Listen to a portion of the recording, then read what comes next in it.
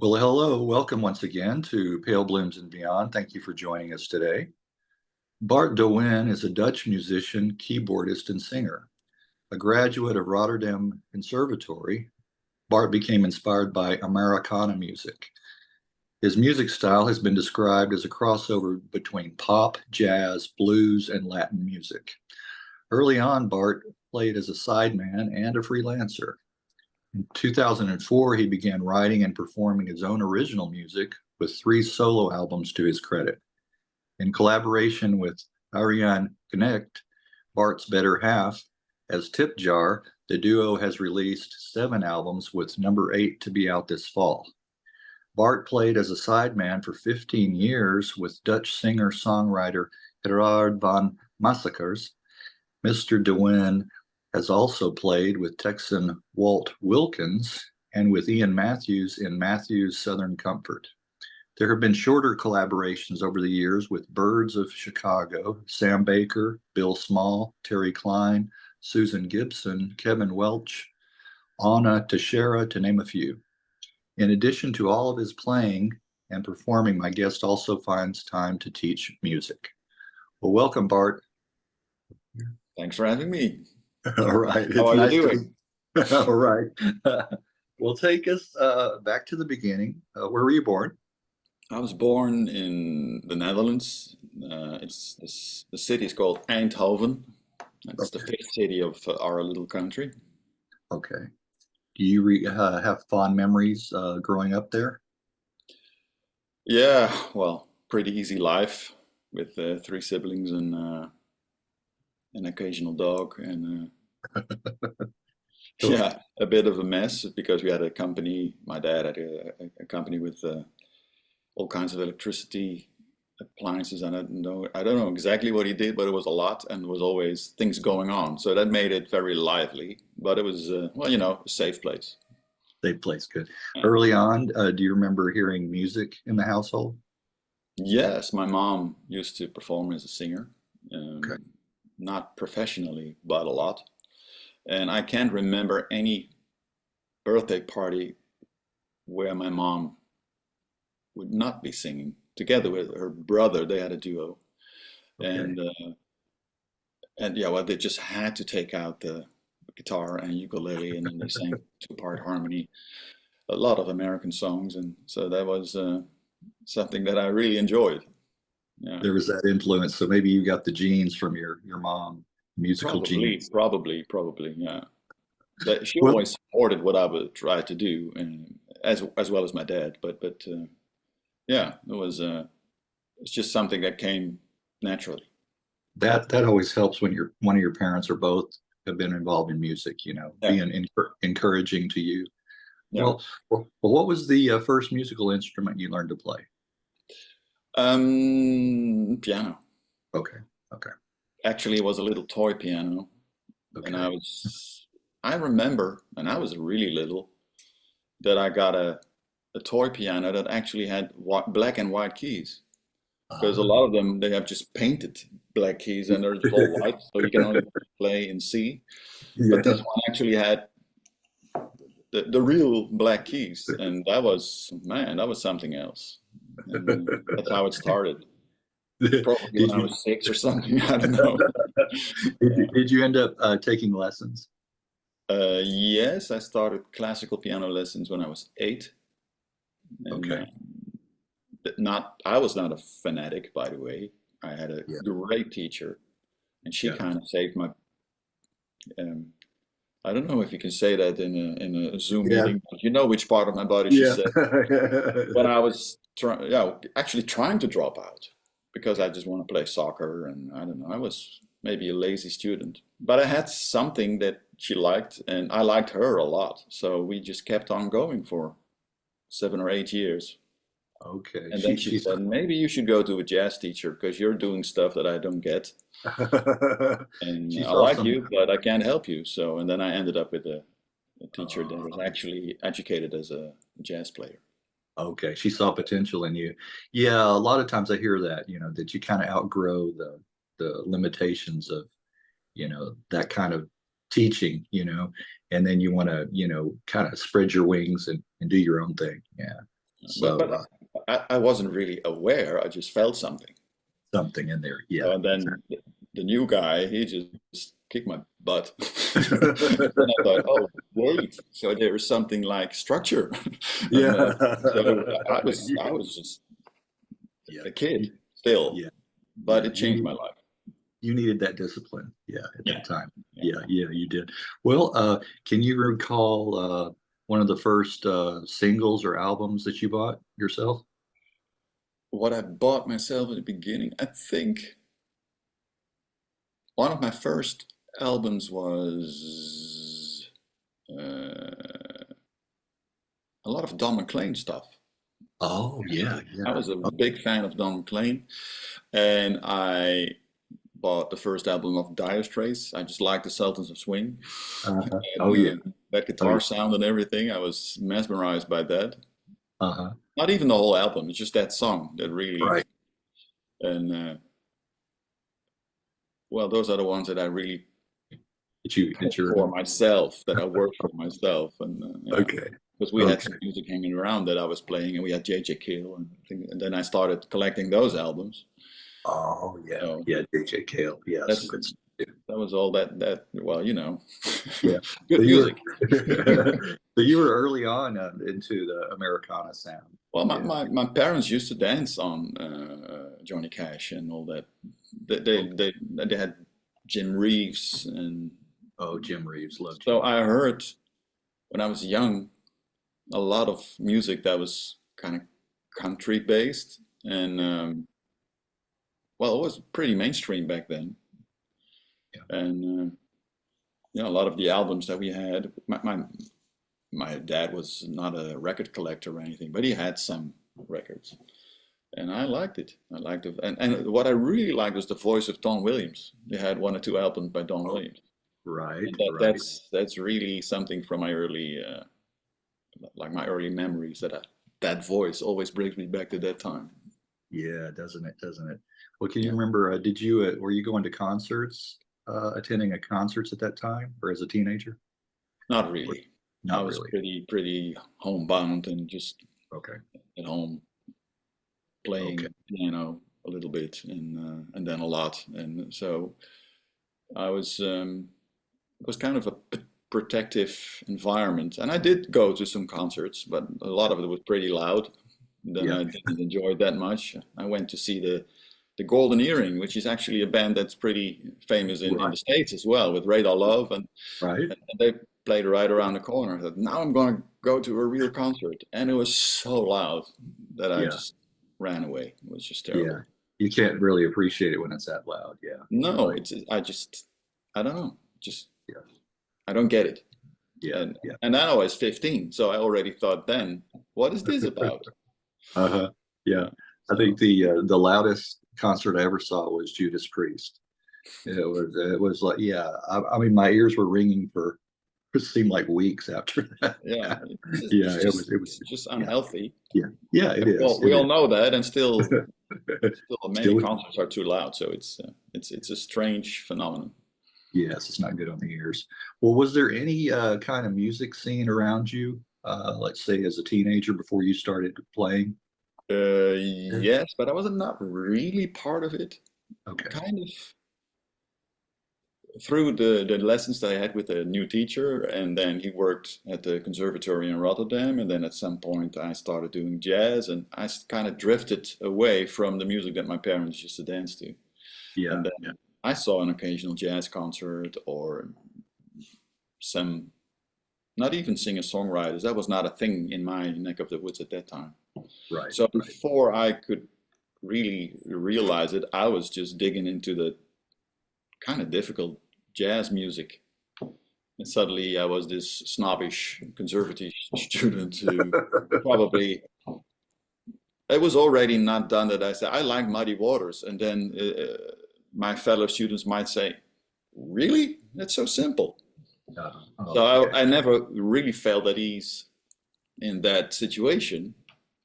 But it's kind of the way it goes when you want to be a music professional in a school like that. They just expect you to dig into all kinds of music just to get it kind of leverage as as a player doesn't necessarily mean that you need that kind of ability, but it's Right. just the way the school works. And then before you know it, you're realizing you're doing stuff that's really cool and inspiring, but you kind of Yeah. forget about what brought you there.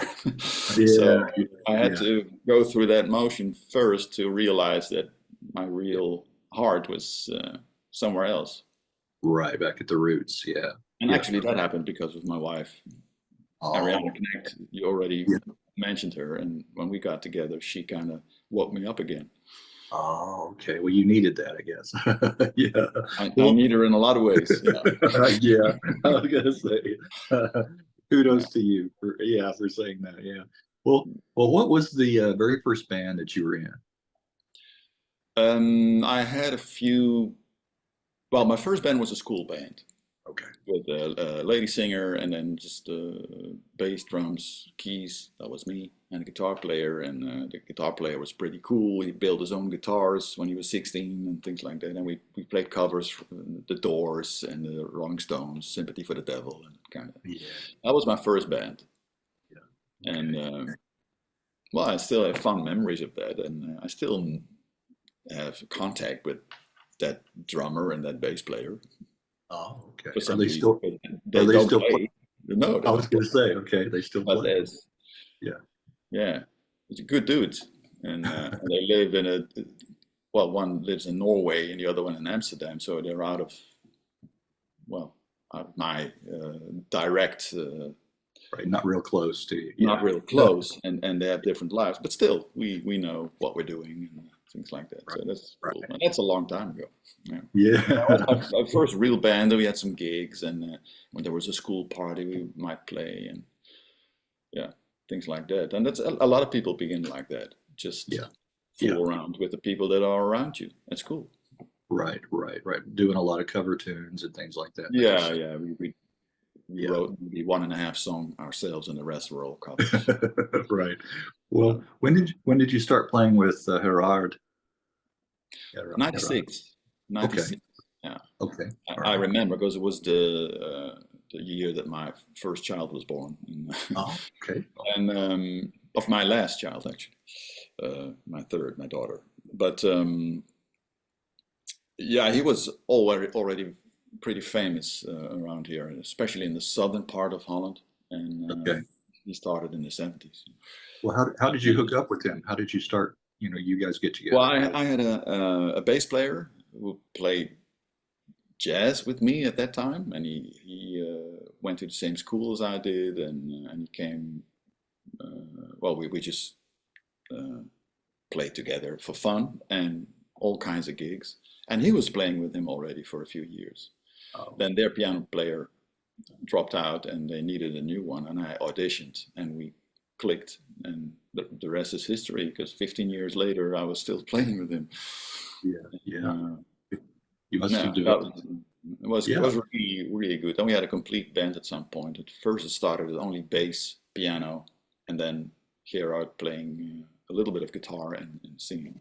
But then it developed into a complete setup with bass, drums, keys, and an extra guitar player, and that really was a great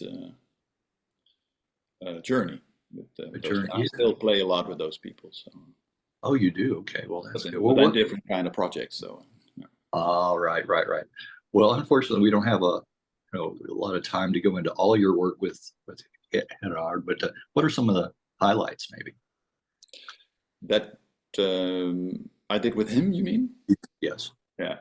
Well, actually, we had one recently because he turned 75 this year, and he had a big celebration of that with 4 sold out uh, celebration gigs, were like 1,000 seaters. So it Oh, was it's like real concerts, and with all kinds of guests that paid respect and sang songs by him, and we accompanied those singers, and so it was almost like a, I don't know, Carnegie Hall kind of thing.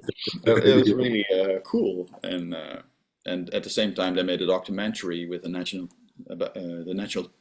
television made a documentary about that. So that's oh, been uh, yeah, how you call that? Yeah, national television. I don't even know how to. Now there's a little problem with my knowledge of your language because anyway, a lot of people saw it. Okay. Let's see. Was it on like was it like on public broadcasting? Is that what you're talking about? PBS? Yeah, that's what I was looking for. Okay. And so I'm still I still bump into people that I don't know that say, I think I saw you on television. And I was maybe on television for 6 seconds because it was not about me, but still a lot of people saw it. So that was a highlight, actually. Yeah. Yeah. And we had some more in over the years, obviously. And well, is he still playing today? okay. Yeah. But he's going to do a solo tour for the next 2 years. So I'm not playing with him, but Okay. he just changes the setup every time when he likes. And, Okay. So no future plans to get together? No. It's yeah. Well, there are always plans, but not for the next 2 years. So Okay. All right. Well, I want to talk about your 3 solo albums. And what I like to do is mention the tracks that I enjoy, and then kind of get your background on the songs, maybe cool. Inspiration behind them, that kind of thing, storyline. Your first solo album, 2009, "The Simple Life." Yeah. I like "Time Is Running Out." That's the first track off of the album. Yeah. Well.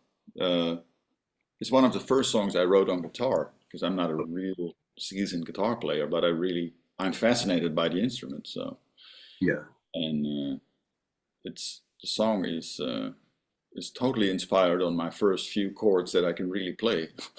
And I just tried to cram in all those chords, and then I thought, hey, this sounds really cool. And then, well, anyway, that's how the song started. Yeah. And maybe it's nice to say that the fact that I made those records was actually, I already mentioned my wife. She's the one who's saying, why don't you record the songs that you're writing? So, well, nobody cares. I don't care. Yeah. But she cared. And so she really pushed me to do that. And from the first moment, we did it together. I play and I write and I sing. And now with the band Tip Jar, we play and sing and write together as much as we can. But it's really, without her, I would never do that. She's really... She helped push you. Yeah, that's good. Yeah. As my friends in Texas say, she's cracking the whip. Right. With a lot of love, but still. And so it's interesting how the dynamics work of that. Because I apparently needed that to get this extra push. And I love it. But I didn't have that urge to do that. I was already busy enough. Okay. But now I can't live without it now. So there you go. You've been bitten. Yeah. Right. Yeah, right. Exactly. Well, the song time is running out. You want me to tell you what it's all about? Because I'm not going to do that. But okay, that's fine. Sometimes I will, but okay, it's up to you. Personal. It's too personal. Yeah. Okay. All right. Well, a second track, "The Beauty Within." I really enjoyed that one. Oh, thank you. Yeah. It's a different vibe, huh? Yeah. And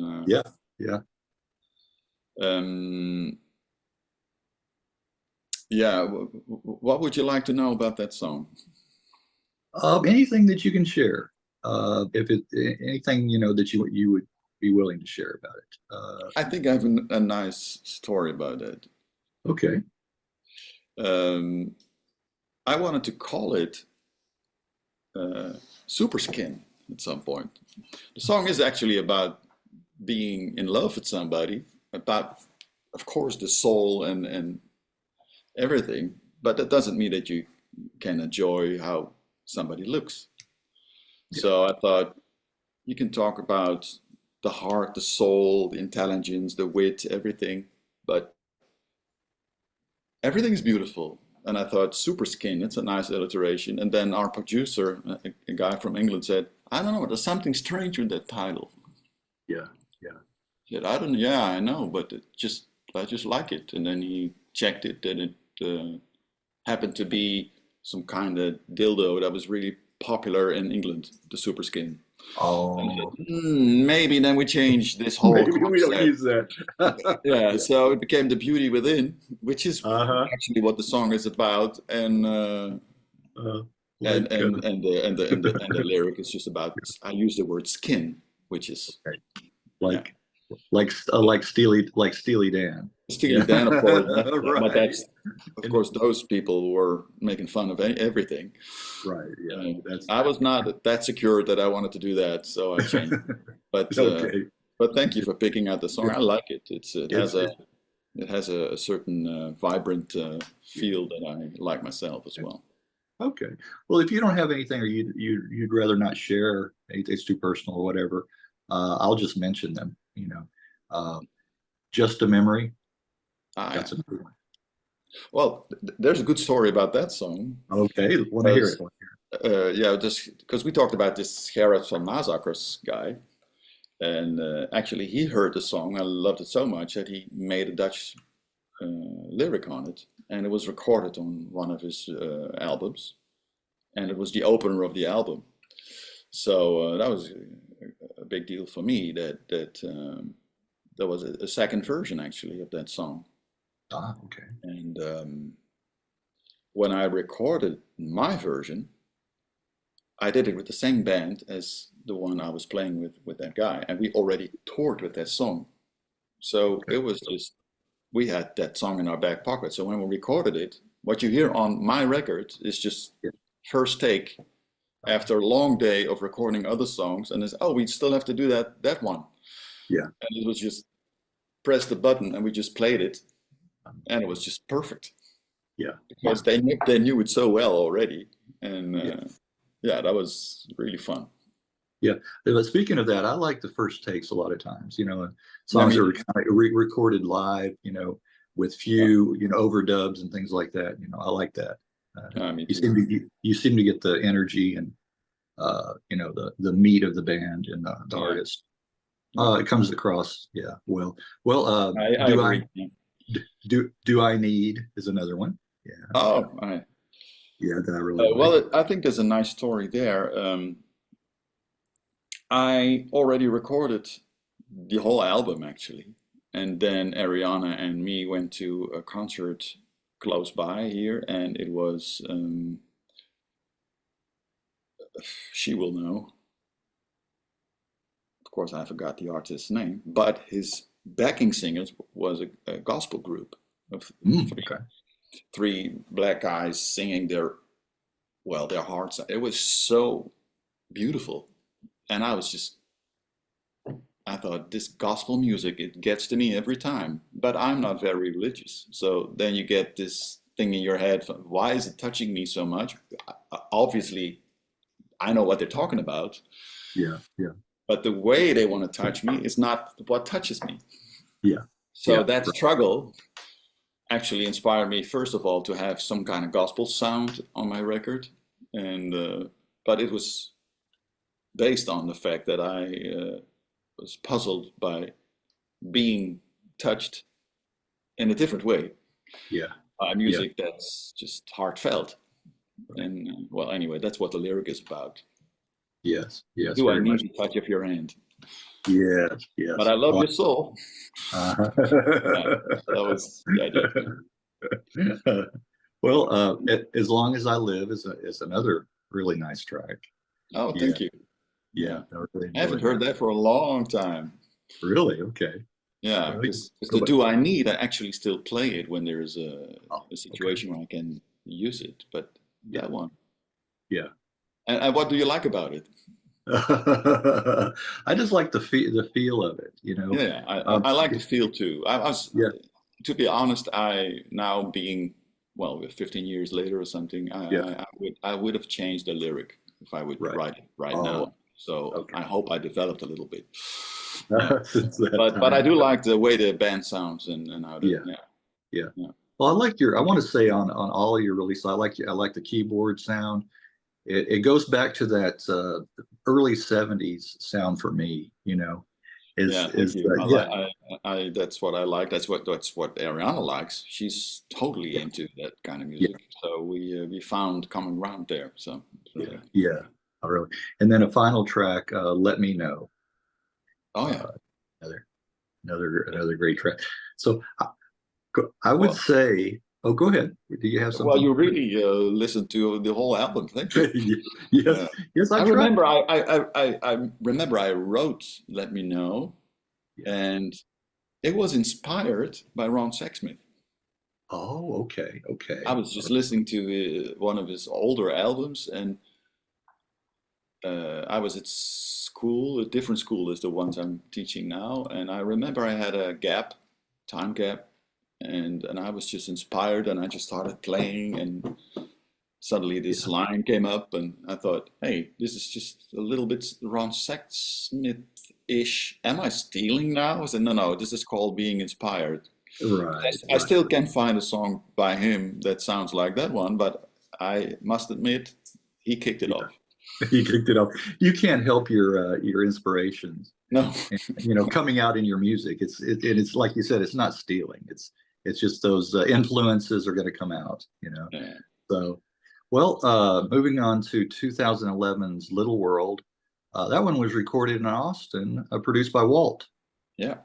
Yeah. Okay. Okay. Well, let me ask you, how much time do you spend in Austin per Well, year? Or, in my mind, half the time, but in real life, it's between 3 and 4 weeks a year in the Okay. spring.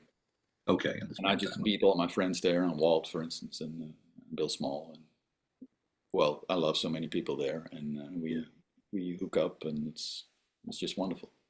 Yeah. Yeah. And Austin's so a good. we went twice in one year, 2 times.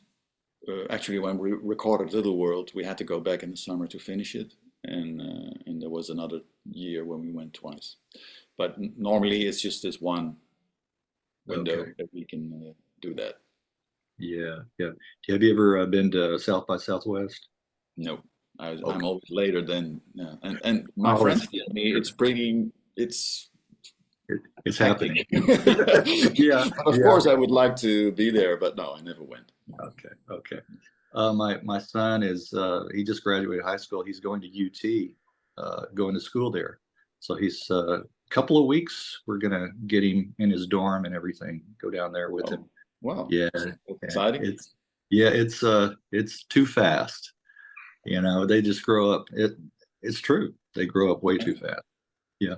Well, this album, Little World, Minute of Your Time Mm. is one that I appreciate. They That's Still that's Dance. a lot. That's a lot. Oh, they Okay. still dance. There's a good story. If you Okay. want to know Okay. that. I didn't mean to jump ahead, No, no, no, but no. But "Manage of Your Time" is just a love song. It's uh-huh. it's and it's we love singing it, playing it. It's been a while that we did it, but it's um, yeah, we played it with the band back then, but not anymore. And They Still Dance is based on what I already mentioned. My parents dancing on Jim Reeves, Okay. Okay. and actually, my dad passed away 35 years ago, Okay. All right. and the song is actually about, well, they still dance. Yeah. Yeah. And my mom never was with somebody else, and that's what inspired that phrase, because they still dance. Yeah. Yeah. And Yeah. I like that. I like that. yeah, well, that works, of course. It's Yeah. about love, Yeah. It, and there's a it's little bit of history in their romance. oh, So okay. that's some of the cryptic lines are about what actually happened in their lives. So Okay. Well, it's nice to tie it back to that origin, like you said. yeah, I talked about that. that's what I love doing. It's actually almost everything that I record is super personal, but I Yeah. try to make it a bit more general by Right. anyway, you know how songwriting works, so that's what I Yeah. try to do. Yeah. Well, it must appeal to a pretty good audience then. You, you know, if your Yeah. fans and yeah, everybody. Well, the people that know our music, Yeah. uh, they pick out favorites, and then that's one of them. Yeah. Okay. But since that we started Tip Jar, I don't play the songs of the first three albums that much. A few I do, concentrate on the 7 albums, well, it's already a lot to choose from anyway. So Oh yeah.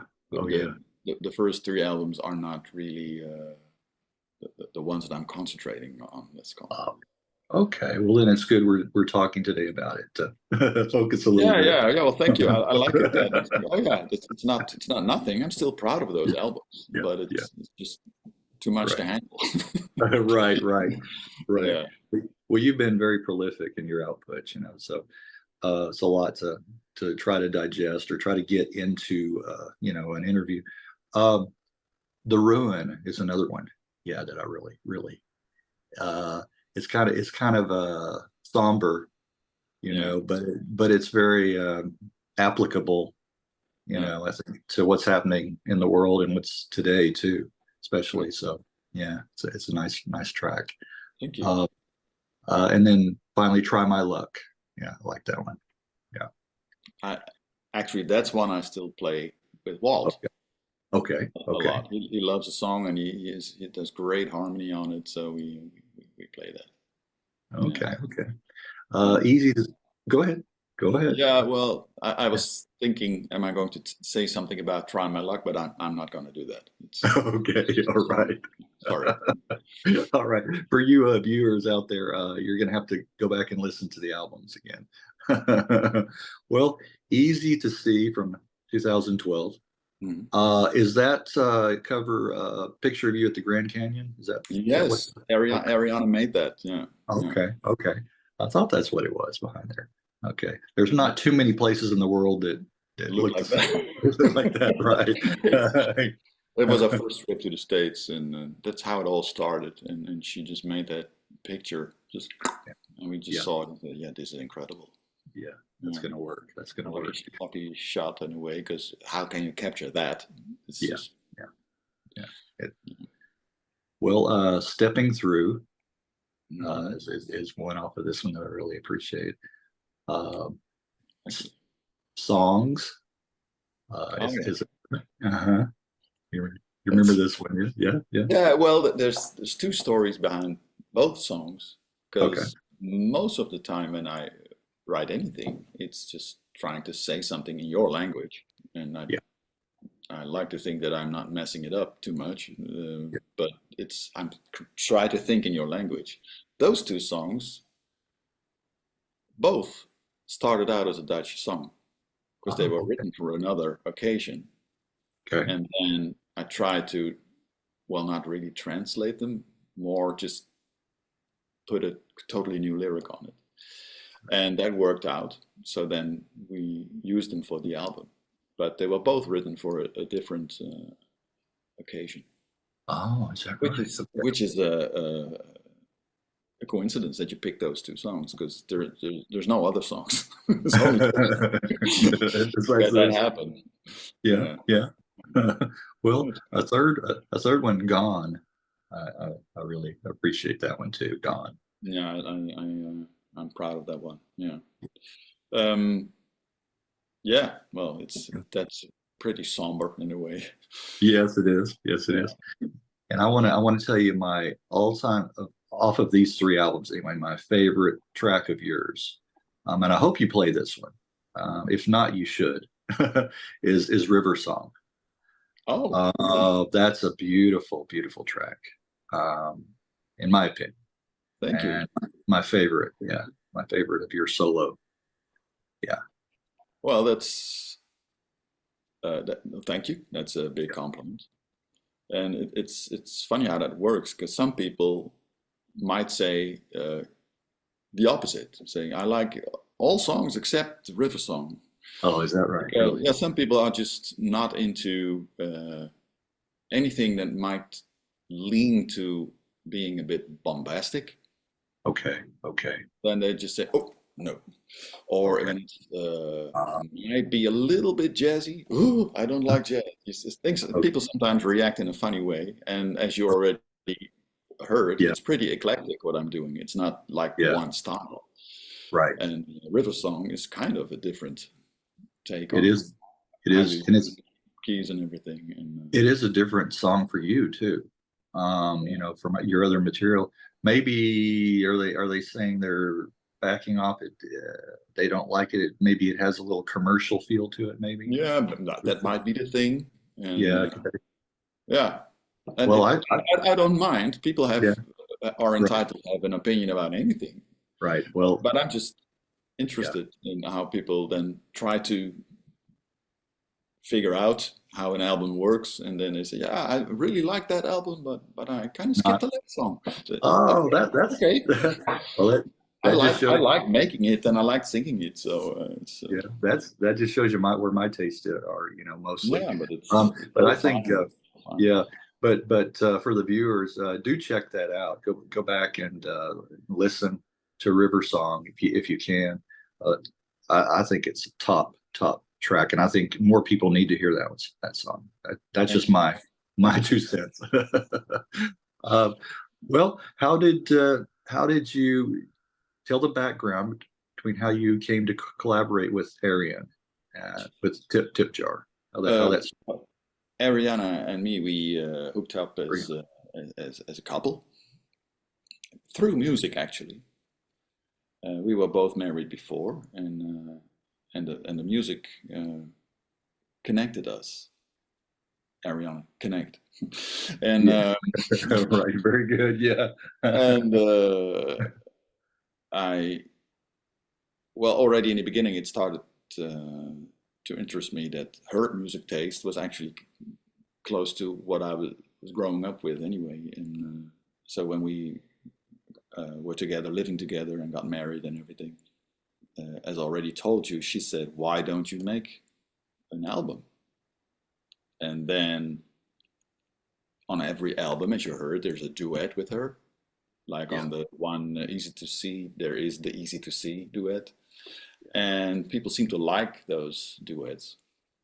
So then we thought, well, if you're doing that much work on what I'm doing, because she was on the albums and practically being a co-producer as well, organizing everything, let's just start a band and let's focus on the harmonies and see how that goes.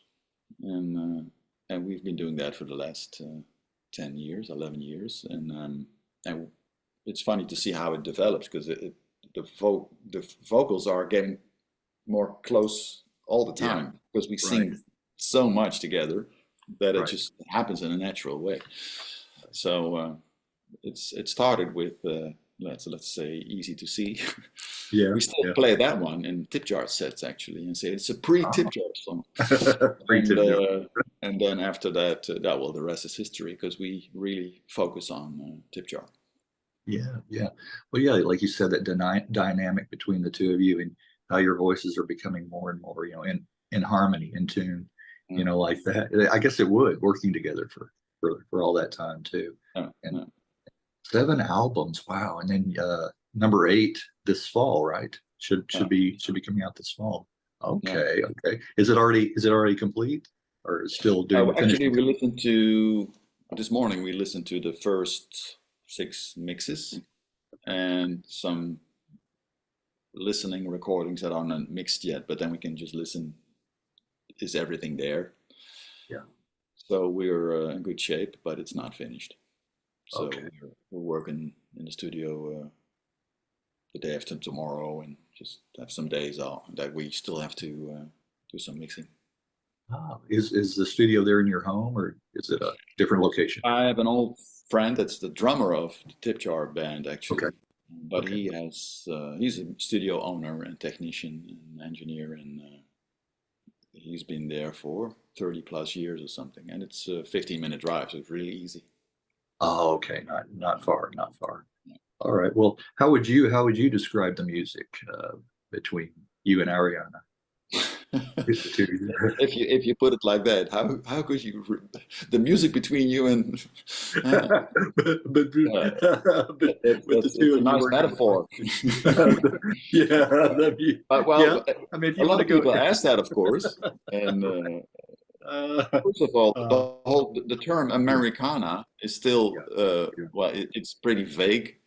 And especially here, people say, "Oh yeah, what is that? The Americano music or things like that." So they just don't know. And then we came up with this slogan that you probably saw on the last album: "Songs about love and life on the hippie side of country."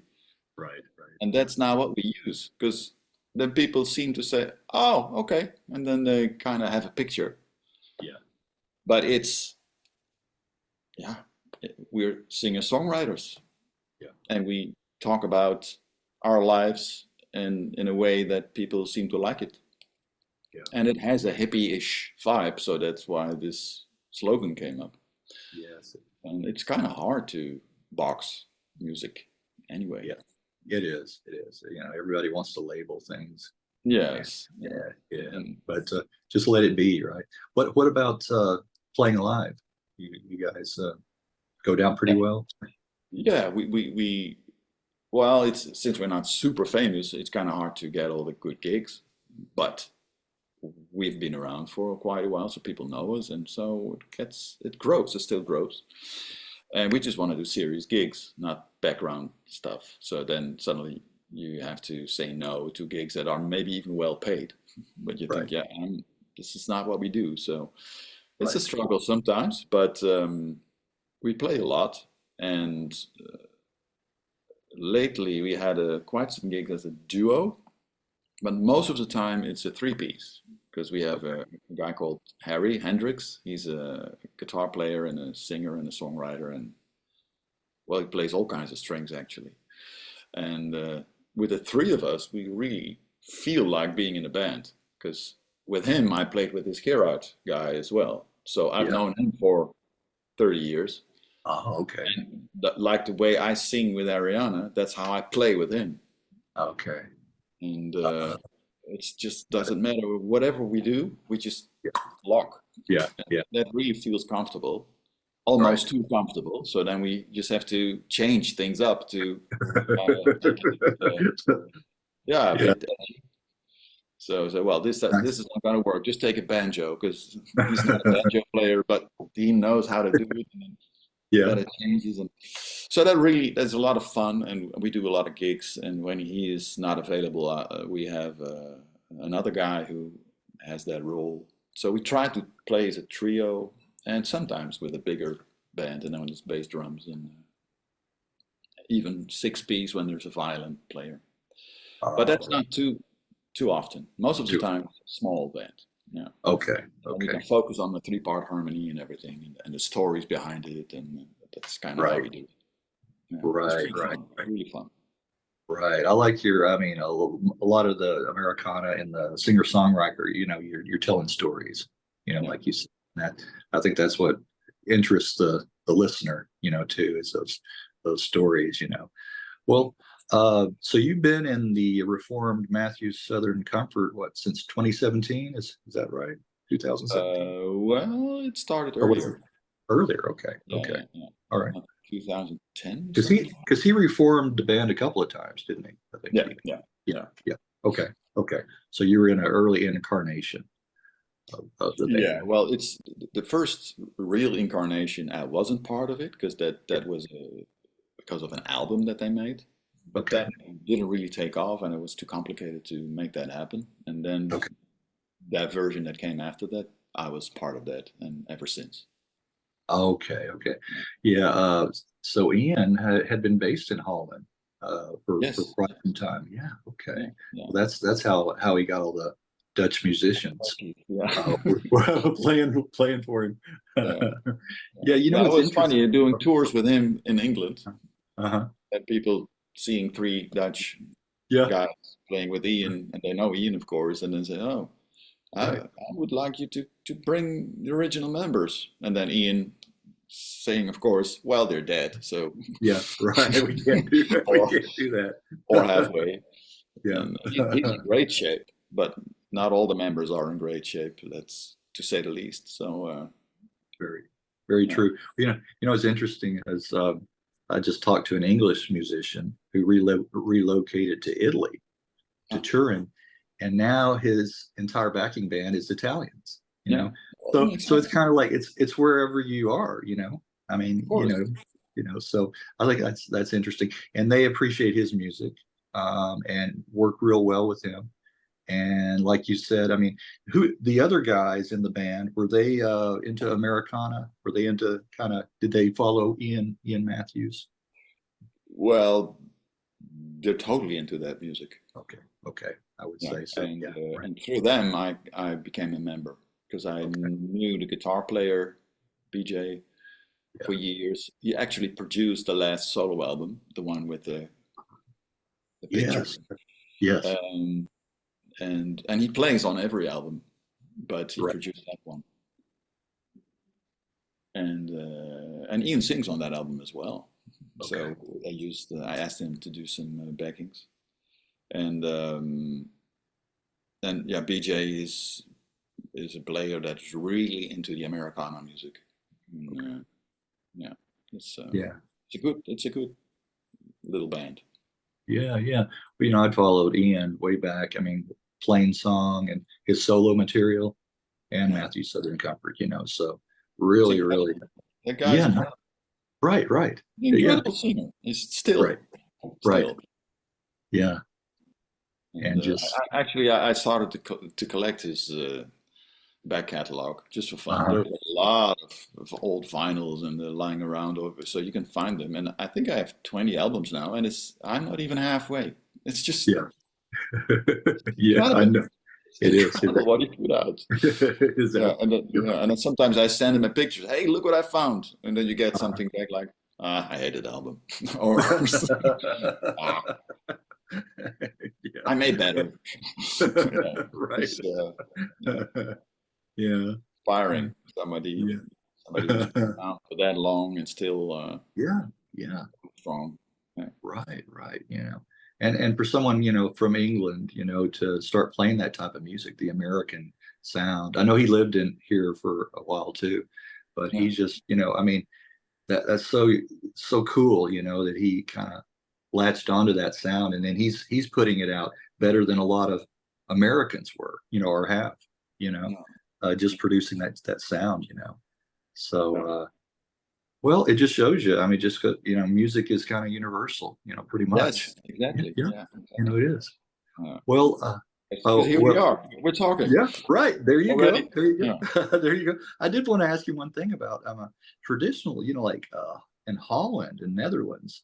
Mhm. I've talked to several musicians from England back in the 60s, 70s. They would tour, they would go to Holland. I know you guys are really appreciate music. The people there have an appreciation, affinity for good music. And a lot of the English bands, would play there and be big hits. Then they would go back home to England and nobody would know them. Well, It's like they would make it that, really that, big there. that happened with American artists as well. Yeah, yeah, The yeah. first, uh, well, let's call it commercial break that Randy Newman had Uh-huh. was in Holland. Yeah, there you go. He, he Right. was he was big here before he was a real big name in the States. Yeah, yeah, And he can really when people interview him here because he's still playing here every year almost, just solo yeah, and yeah. sells out and everything. And he said the first time he was in a plane coming to the Netherlands, he just said, "Well, let's see what happens." And then he had to do a press conference. He never did a press conference. What is happening here? Yeah, And the way he talks about it is, of course, funny because yeah, he's the first one to make fun of himself. And yeah, but it shows that apparently there is some kind of infrastructure here, especially back in the day, where the big um, record companies tried out things as well. Because yes, that's true. there is some common ground with the States and with England, so we could just try things out. It's not as expensive to do a release because there's less people, things like that. Right, And then right. when it took off, they could jump back to the original country. I Yeah, think that's how it happened. yeah, yeah. What do you think? What do you think it is about? I mean, you're Dutch. What do you think it is about the peoples there that appreciate the music? From America, England, that kind of. Well, if you look at my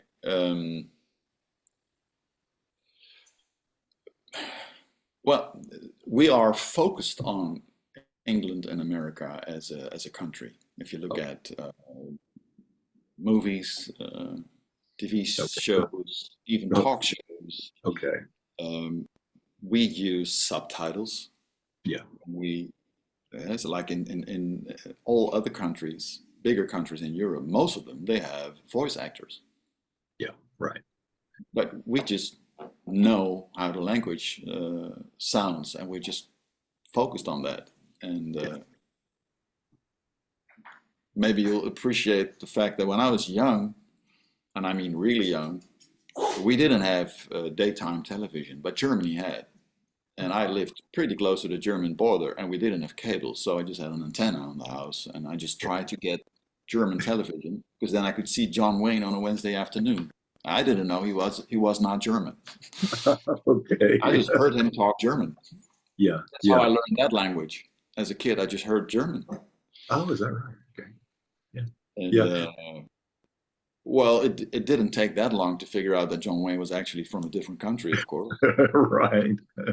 But it kind of made it logical that when you go into Germany, and people my age often are not very well spoken in your language because they didn't hear it, and we hear it all the time. So that's one of the reasons why we're focused on the language and the music that makes use of that language. So that there you go, it's pop music and Americana and everything.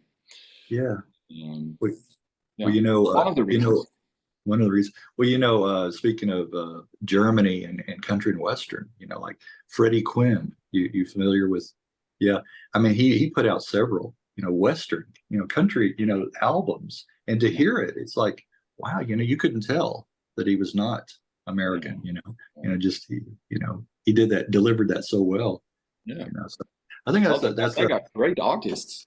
In both their own language and in other languages. Right. Yeah, great. Right. I think that was a universal thing too when you're a young kid, the cowboy, the western. You mentioned John Wayne, and even in England, especially, they used to go to the cinema on Saturdays and watch the westerns, Lone Ranger, things like that. So that's always, we did too here, we loved the cowboys. Well, let me ask you about the Texas connection with Walt Wilkins and the Mistiqueros. Yeah. I took a little Spanish. Yeah. Go ahead. That band doesn't gig anymore as a band, but it's still a lot of people talk about it, and I love it because they made some great albums, and they were a great band. Yeah. And was he originally from San Antonio, Walt? Yeah. Well, okay. I think he was born there. Yeah. Okay, I think he was born there. Okay. All right. Well, if you want to talk briefly about your other collaborations, like with Birds of Chicago. Well, yeah, we organized house concerts here. And Birds of Chicago, we were just fans of the projects of those two people because it's a couple that sing together. And they had solo albums next to what they did with the Birds. And when they asked us to organize a house concert for them, we said, of course, we're fans. And then we just had them in the house, and I played with them, and we clicked, and then suddenly I was touring with them when they were in Europe.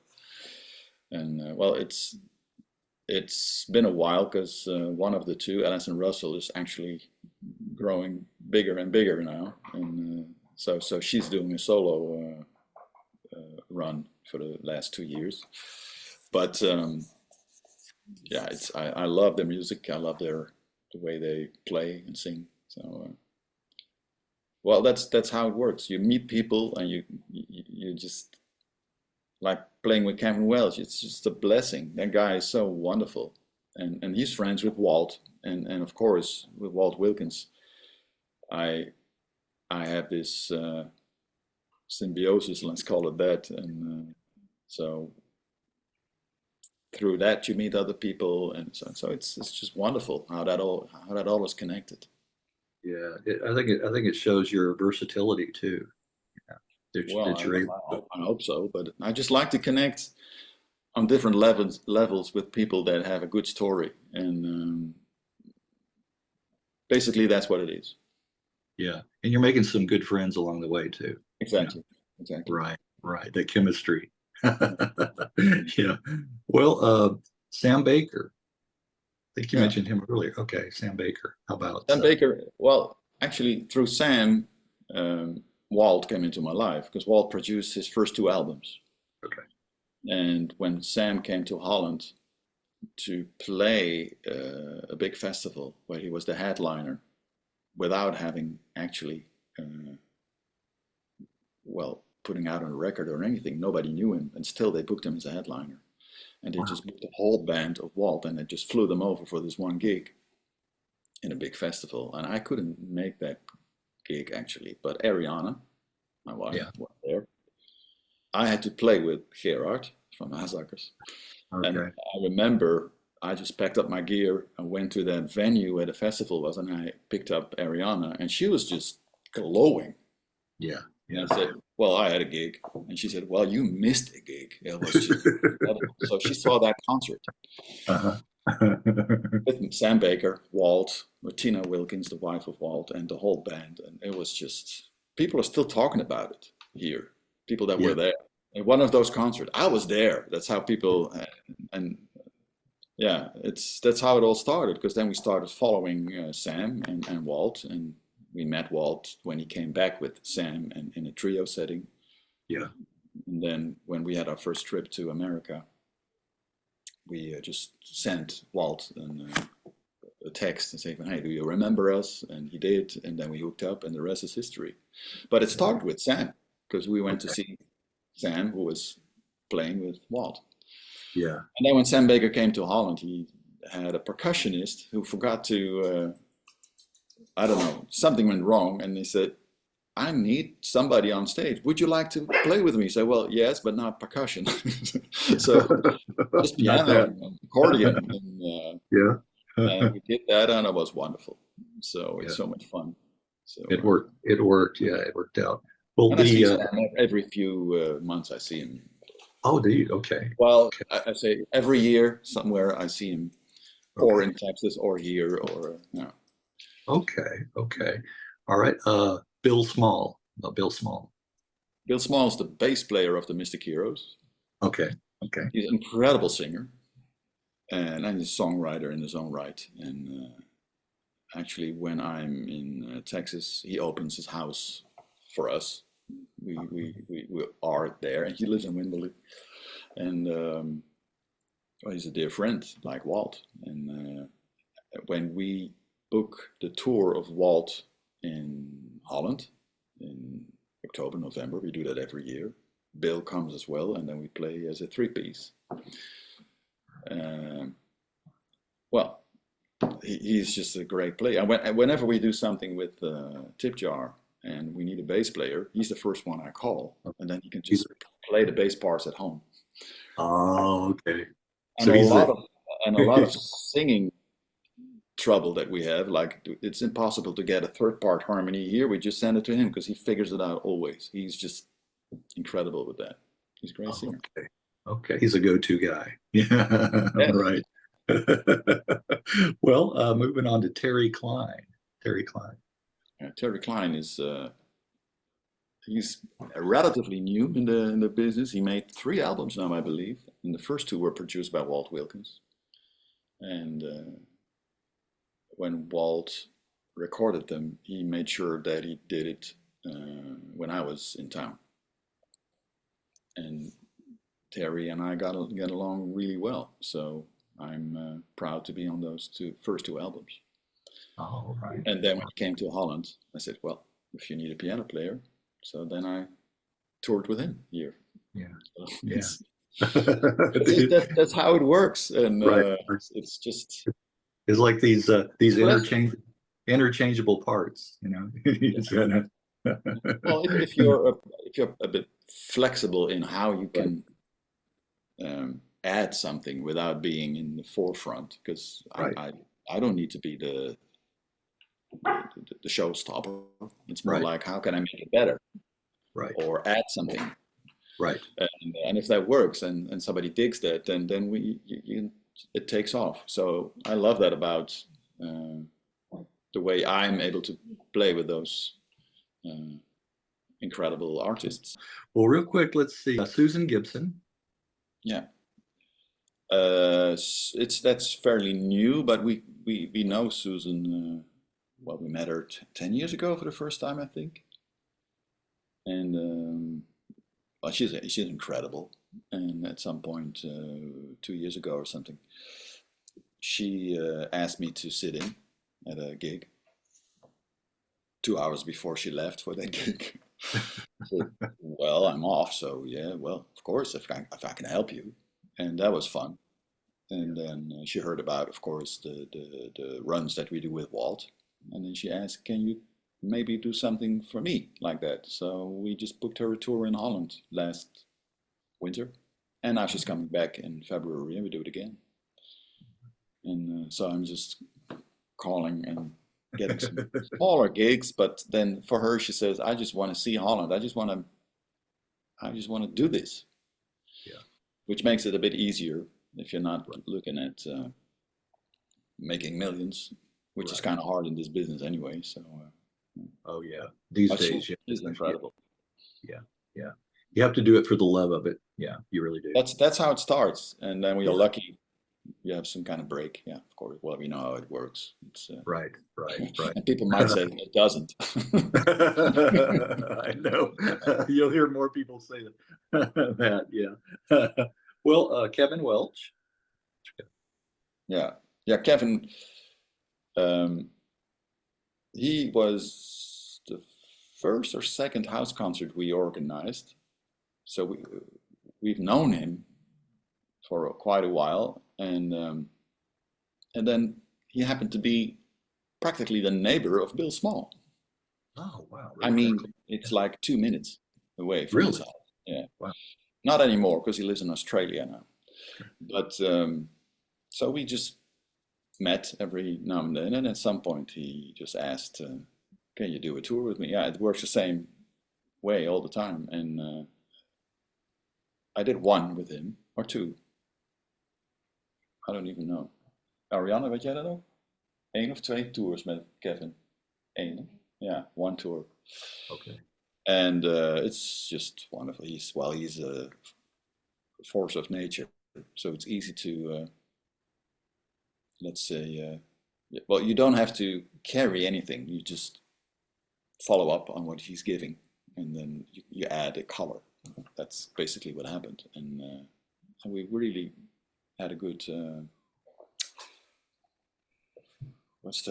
good vibe together. Good vibe. Good. I was going to say good vibe. Good vibe. Yeah. Like you said, mentioning color, it's like, making a painting. You're adding your tones and your tints and everything to the painting. I call it finger painting sometimes. Okay, yeah, right.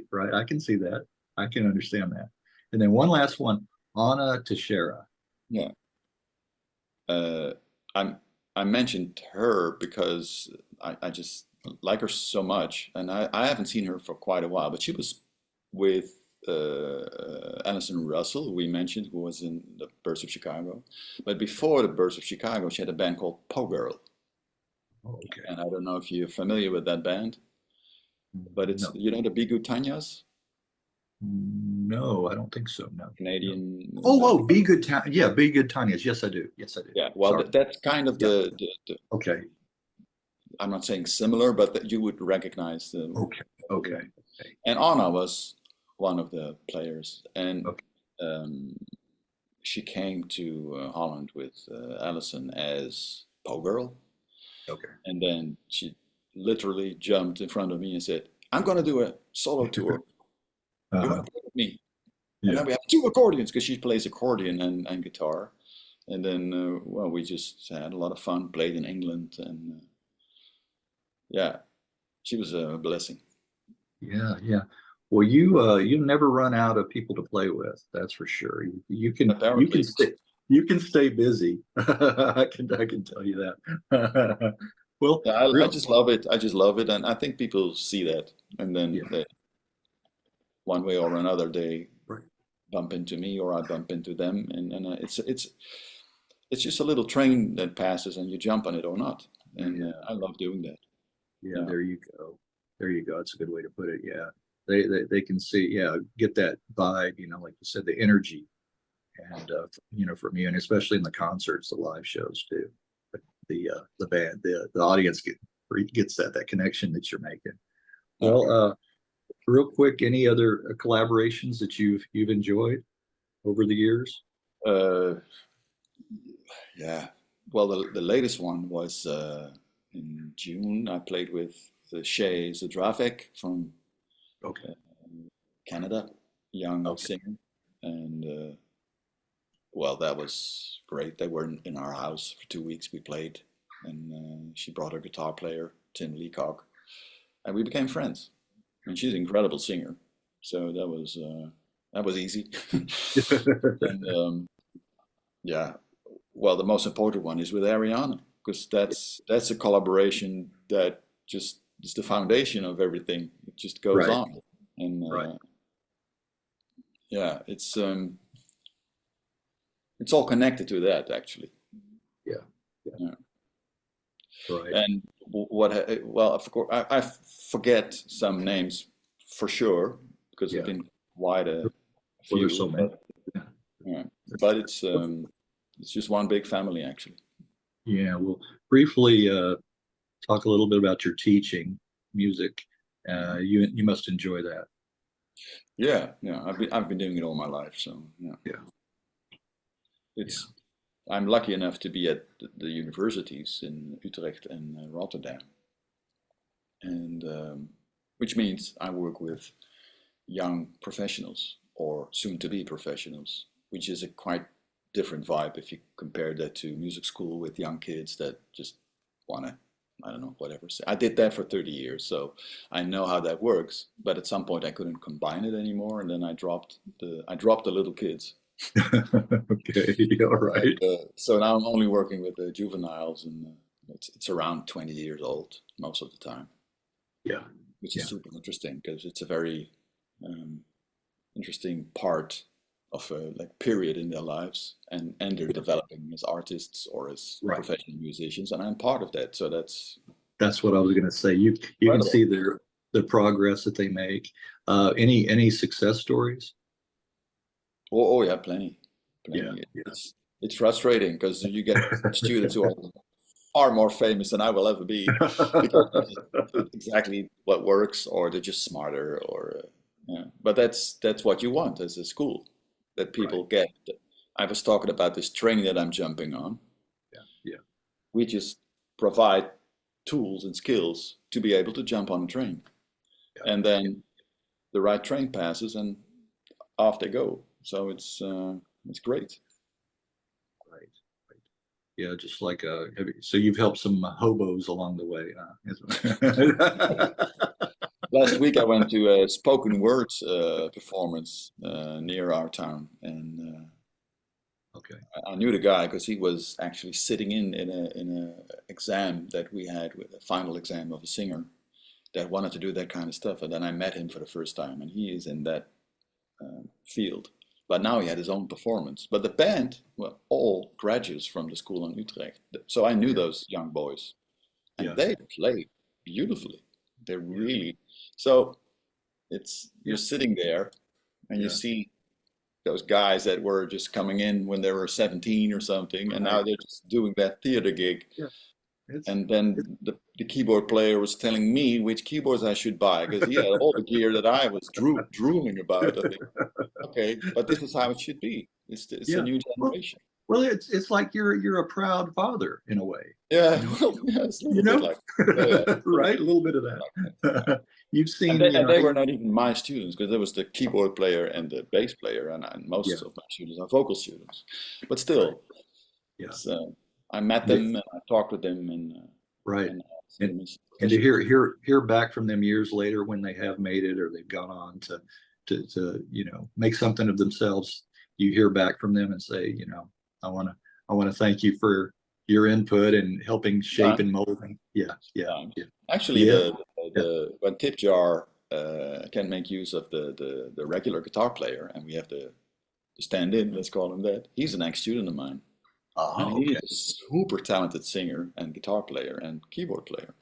Right. He's just incredible, but he's the nicest guy you can bear try is his name, Yeah, and whatever I ask him, yeah, he shows up if yeah, he can yeah. because he's busy. But so Right. it's great to have Yeah. those people in your family. There you go. In your extended family like that. Yeah, Exactly. exactly. Exactly. Well, I find out doing these that most musicians are genuinely nice. You know, they're good souls, good people. So it's Definitely so. or at least they're putting up that front that Yeah. that they are. I don't know behind the scenes, but no. Well, anything else that you'd like to mention in closing? We're kind of coming to a close here, or Um, plug, or well, well, of course, I wouldn't mind if everybody who sees it is interested in the music I'm making nowadays with Ariana. yeah, So I'll dial into Tip Jar. No, yeah, it's just an honor to have all this time in front of your Zoom yeah, yeah. gadget, and that you're Right. so into in all the music that I'm making. So I'm honored with the energy you put into this Oh, yeah. Well, conversation. it's I think I've finally found kind of my calling, is this, I'm a pretty good listener.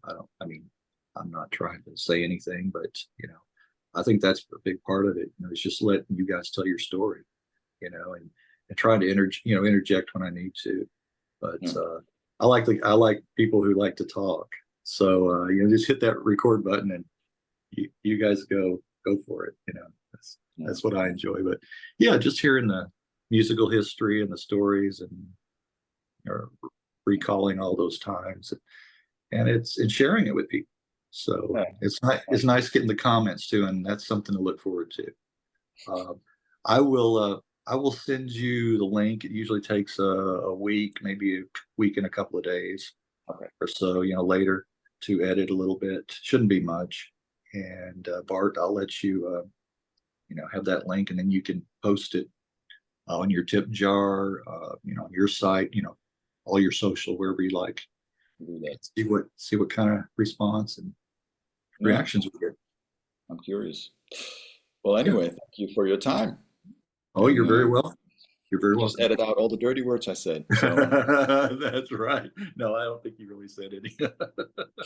It was PG. This one's been rated PG. So, okay, all right. All right, Bart. Well, all the best to you, and let's keep in touch. All right. yeah, let's do that. Whenever I'm in the neighborhood of Dallas, I'll drop you a Oh, line. yeah. Oh, yeah. Please do that. Please do Great. that. All right. Bye for Bye. now. Okay.